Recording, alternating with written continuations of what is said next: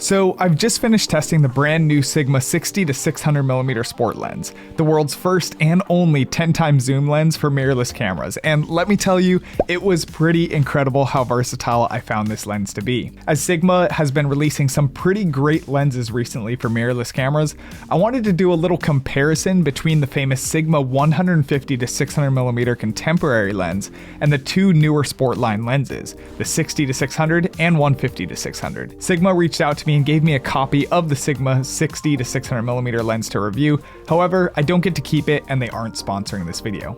Both the Sigma 150 to 600mm contemporary and sport I already own. Before we actually get to image quality, let's talk a little bit about the differences between these three lenses. They all maintain pretty much the same function buttons of focus limiting, image stabilization, and focal length locking. However, the two sport versions include AFL buttons that the contemporary lens does not, and the Sigma 150 to 600mm sport version includes a tight zoom mechanism that allows for higher resistance zooming in that function. Both sport versions also come with an Arca Swiss mount tripod foot, making it super convenient not to have to screw a tripod plate on in order to mount it, and I love that feature. The lens hoods and lens covers with both the sport versions are a little fancier too, which make it feel a lot more professional, but also a lot easier to manage and take on and off. I can't tell you how many times, because of the cold shrinking the plastic when I'm out in the mornings on my old Sigma 150 to 600mm contemporary lens, that I struggled to get that lens hood on and off. One other thing to note is that the Sigma 150 to 600mm contemporary lens is not weather sealed, while both the sport versions are. In the past, I had taken the Sigma 150 to 600mm contemporary lens out in light rain, and it wasn't a big deal, but I definitely wouldn't bank on it surviving a decent amount of downpour or lots of dust being thrown around. But to get to the more important things, the most obvious difference you'll notice between these cameras is that the Sigma 60 to 600mm Sport has an obviously wider focal range, which is going to give you all the way out to 60mm. This is incredibly useful for landscape and macro images, and I won't talk about it too much since I did a whole video review on this lens specifically that I released today on my main channel. But in short, this is an incredibly versatile lens and saves you tons of time from having to change lenses out in the field. The weight of this Sigma 60 to 600mm Sport is heavier than both the other two lenses though, and definitely feels that way. This lens is also a bit bigger than the other two, but nothing very noticeable in terms of size. If you want to see the full review I just did on the brand new Sigma 60 to 600mm Sport that released today, make sure to check out the video in the description below to hear my thoughts. To briefly mention the image stabilization of these lenses, the Sigma 60 to 600mm definitely reigns king with 7 stops on the wide end and 6 stops on the far end. This makes for a very impressive camera and is absolutely awesome for recording video or photographing in low light. The Sigma 150 to 600mm Sport is also quite good with 4 stops of image stabilization built in, making it a viable contender, just a bit worse than the 60 to 600. Now, when I've tried to find the specs of the 150 to 600 contemporary, I couldn't find the exact amount of stops that it corrects with its image stabilization. However, in my experience, it feels like it's worse, maybe about 2 to 3 stops of image stabilization on the far end, but I have no hard numbers on this. Now, about the focusing limitations of each of these cameras. The Sigma 150 to 600mm Sport and the Sigma 60 to 600mm Sport both have very similar focusing mechanics. They both are very fast and snappy on mirrorless cameras, and they both have very similar minimum focusing distances. You can see the comparisons between them at the closest focus distance at 150mm. The 150 to 600 is a little bit better than the 60 to 600mm. Here is also a shot included with the 60mm on the 60 to 600 lens. The Sigma 150 to 600 contemporary is pretty much identical in its minimum focusing distance at the far end. However, on the wide end at 150, it's not even close in its comparison to how close the sport lenses can get and how they perform. This makes the Sigma 150 to 600mm contemporary for a much less viable option if you plan on shooting any macro photography at all. Now, for the most important part of all, image quality. I was surprised to see that the image quality between both of the two Sigma Sport lenses was pretty much identical. I guess I expected the Sigma 60 to 600mm to be a little less sharp, especially in the corners due to the wide focal range capabilities, but my eyes couldn't personally tell the difference.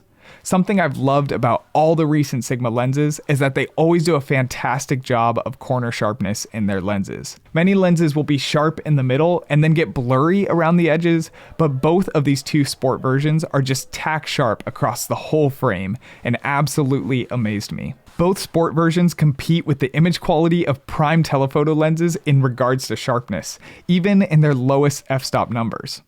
The contemporary lens is a different story, however. While in the middle of the image, the sharpness is nearly identical to the sport lenses and only a tad worse, I would argue that the corners are extremely blurry at the lowest aperture, and even when stopped up a little bit, is still much worse than the sport lenses. The color tint of the contemporary lens is also quite noticeable when compared to both of the two sport lenses, which pretty much identically represent color. Overall, to sum up image quality, the two sport lenses are nothing short of great, while the contemporary lens is still pretty dang decent for its price. However, the fact that it's an old lens is definitely showing now. When comparing these lenses all to each other, I was surprised at how much the sport versions were alike. In almost every noticeable way, the Sigma 60-600mm Sport and the Sigma 150-600mm Sport were identical with two major exceptions. One, the Sigma 60-600 has that obvious wider focal range and is much more versatile in that way. And two, the Sigma 60-600 has a little bit better image stabilization than the Sigma 150-600 Sport. With the Sigma 60-600 Sport coming in at $600 more than the Sigma 150-600 Sport, it's definitely worth buying if you plan on using the wider 60 to 150mm focal range, or if you really need better image stabilization. However, if neither of those two things are necessary for you or you don't want them, then save yourself the 600 and you'll get exactly what you need with the 150-600 Sport. Now, when it comes to the Sigma 150-600mm Contemporary, I would like to describe it exactly how it is. For the price, you won't get anything better for full frame or APS-C format. Outside of the autofocus on mirrorless cameras, it's a capable lens that will perform as expected on a budget.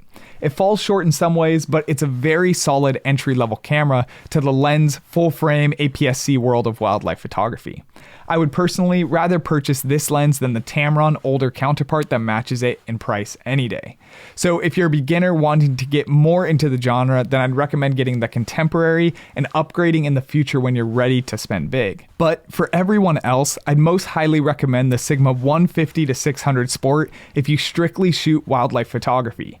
But if you can find the wider focal length of the 60-600mm useful, then it's completely worth the extra $600 and I'd recommend buying that one. These two sport lenses may be the best available on the mirrorless market currently, alongside the Sony 200-600.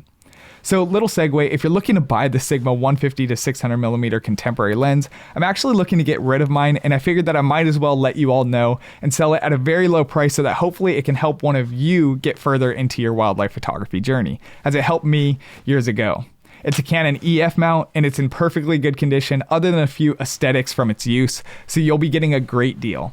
I'll be selling it for roughly $600 off MSRP and therefore selling it for $500. If you're interested in purchasing it, email me at jeremy.knipe@gmail.com. I've spelled it in the description below, and I'll come talk to you on a first come, first served basis. Thanks you guys for watching. I hope this review of the Sigma telephoto lenses helped. If you want to see my reviews on all three of these lenses individually, check out my video links in the description below. Or if you want to see my review on the brand new Sigma 60-600mm Sport that just released, then check out this video here in the end screen.